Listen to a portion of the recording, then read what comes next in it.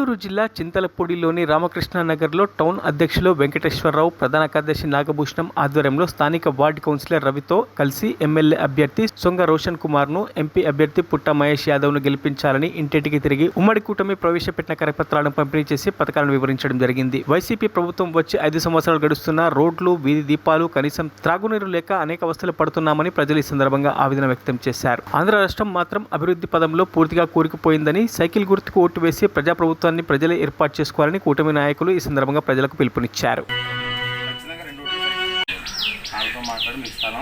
అందులో కాలనీలు కట్టుకుంటున్నాను. ఇక్కడ ఎమ్మెల్యేగా రోషన్ గారు, ఎంపీగా పుట్ట మహేష్ గారు ఉన్నారు. మీరు ఖచ్చితంగా 2 రోజులు సైకిల్ గుర్తు చేయండి. మీకు సంవత్సరానికి 3 గ్యాస్ బండ్లు. అదేవిధంగా జిల్లాలో మీరు ఎక్కడికి వెళ్ళినా ఇవ్వాలి, కొనుక్కొచ్చుకొని ఏలూరు, విజయవాడ వెళ్ళాలంటే బస్సులో ఫ్రీ. అదేవిధంగా పిల్లలు ఎంతమంది, మీకు 3 పిల్లలు, ఏ క్లాస్ చదువుతున్నారు